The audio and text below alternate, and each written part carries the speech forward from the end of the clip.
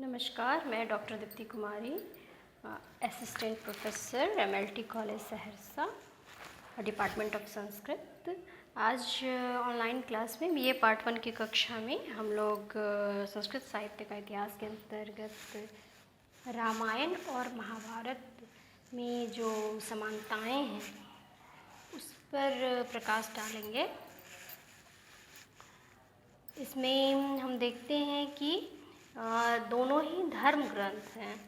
रामायण और महाभारत दोनों भारतीय इतिहास के सबसे महत्वपूर्ण धर्म ग्रंथ माने जाते हैं। वैसे तो हिंदू धर्म से जुड़े अनेक धर्म ग्रंथों की चर्चा हम कई बार सुनते और पढ़ते हैं, लेकिन इनमें से दो धर्म ग्रंथ रामायण और महाभारत ऐसे हैं जिनकी कथा से लगभग हर कोई परिचित है। इसके बाद एक और समानता है भगवान विष्णु की।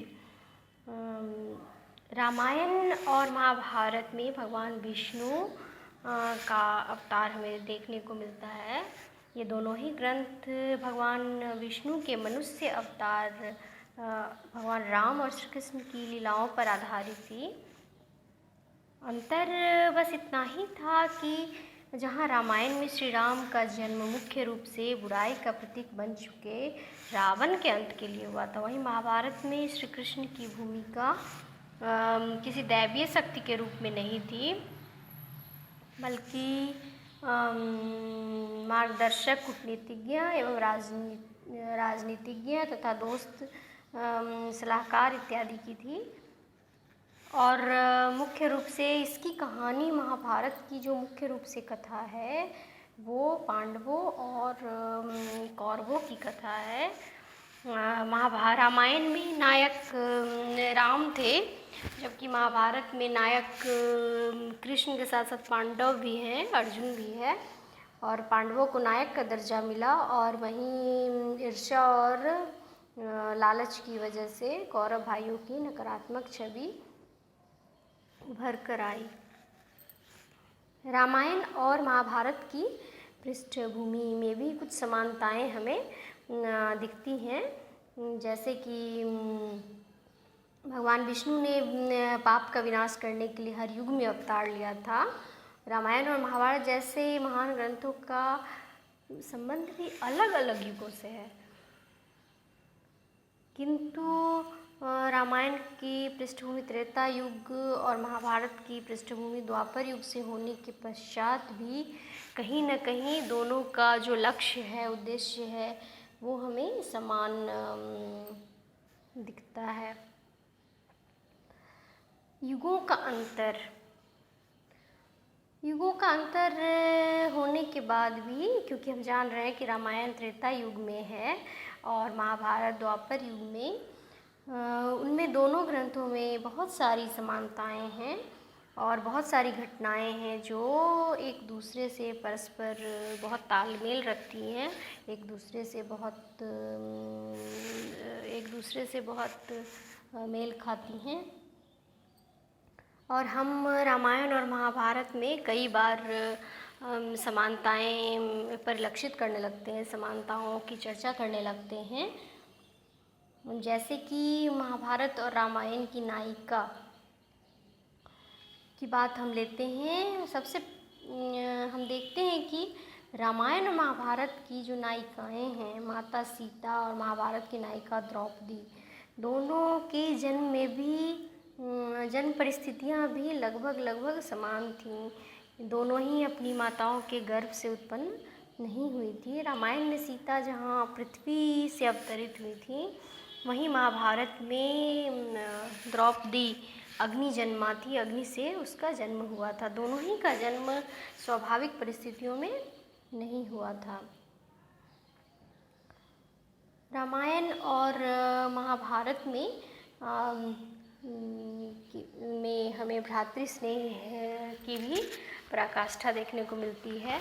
जहाँ तक पारिवारिक प्रेम की बात है तो रामायण और महाभारत दोनों में किसी तरह की कमी नहीं दिखाई देती है। रामायण में जहाँ हम देखते हैं कि राम राम और उनके 3 भाई जो परस्पर 3 माताओं से उत्पन्न हुए थे, लेकिन उनमें कहीं भी कोई ईर्ष्या नहीं थी, कहीं भी कोई जो परायत्व की भावना होती है वो नहीं थी।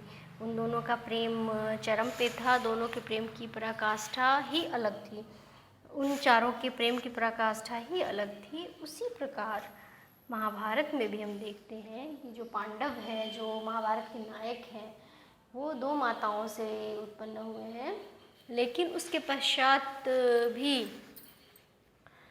उन सब में सगे भाइयों से बढ़कर प्रेम दृष्टिगोचर होता है। वे सब एक दूसरे के लिए प्राण त्यागने को हर समय तैयार रहते हैं।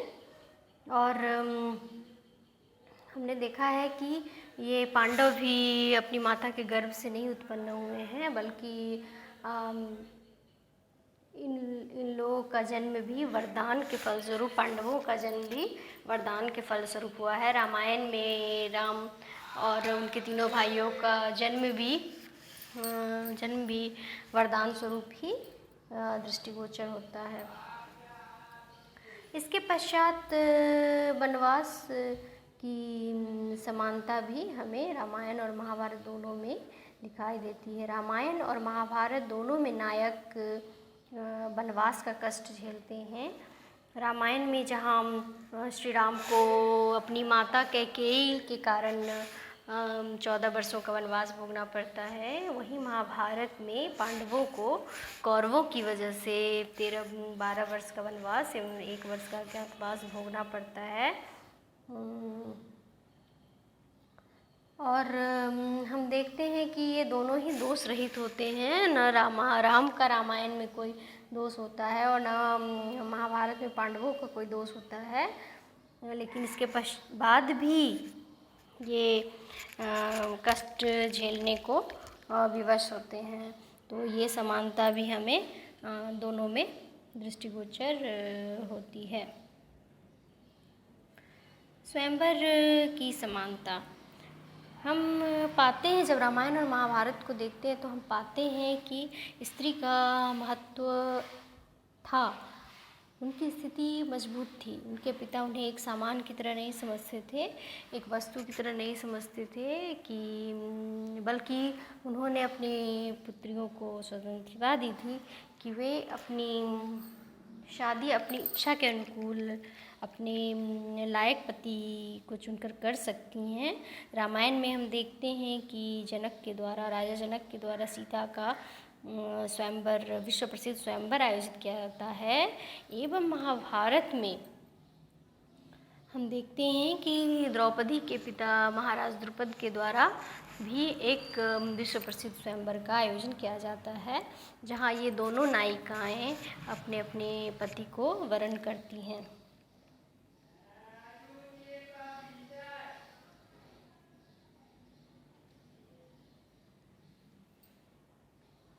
एक बातें और भी दृष्टिगोचर होती हैं, वो है नायिका हरण की समानता। रामायण में सीता का रावण द्वारा अपहरण किया जाता है, एवं महाभारत में द्रौपदी का जयद्रथ के द्वारा अपहरण की घटना वर्णित है। इसके बाद हम देखते हैं कि युद्ध की समानता भी रामायण और महाभारत में हमें दृष्टिगोचर होती हैं। दोनों की कथा का मूल उद्देश्य युद्ध ही है।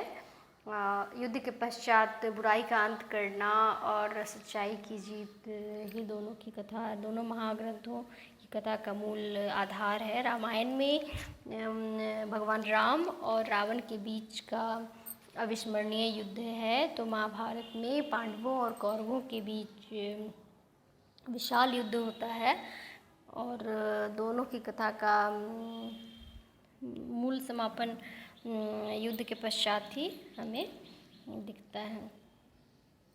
इसके बाद हम देखते हैं कि युद्ध की एक बड़ी जो कारण, एक युद्ध का जो एक बड़ा कारण था, वो एक बहुत बड़ा कारण है कि राम और रावण का युद्ध सीता के हरण की कारण ही हुआ था। वहीं कौरवों और पांडवों के बीच का युद्ध भी द्रौपदी का बड़ी सभा में अपमान होने के कारण ही हुआ। और इस वजह से दोनों ही ग्रंथों में नायिकाओं की वजह से ही बुराई का अंत हुआ। उसके बाद सबसे बड़ी बात है कि सत्य और शांति की स्थापना, जहाँ सत्य और अच्छाई की स्थापना के लिए भगवान राम ने रावण और उसके पुत्रों एवं परिवार को पराजित किया, हराया और प्राणदंड दिया। उसी प्रकार महाभारत में बुराई, कौरव रूपी बुराई का अंत करने के बाद पांडवों के द्वारा सत्य और शांति की स्थापना के लिए युद्ध किया जाता है। और हम देखते हैं कि रामायण में श्री राम का राज्याभिषेक होता है और राजपाट से उनको सौंपा जाता है। उसमें राम राज्य की स्थापना होती है, सर्वत्र सत्य और शांति स्थापित होता है। और उसी तरह जो कौरवों के दुष्टता से पीड़ित जो प्रजा थी, वो कौरवों के अंत के पश्चात युधिष्ठिर के राज्याभिषेक होने पर हस्तिनापुर में भी सत्य और शांति की स्थापना हो जाती है, जो कि मुख्य रूप से रामायण और महाभारत दोनों का उद्देश्य था। और दोनों का समान उद्देश्य भी था और दोनों में उद्देश्य की प्राप्ति भी होती है। इस प्रकार हम दोनों रामायण और महाभारत दोनों के बीच की समानताओं को देखते हैं।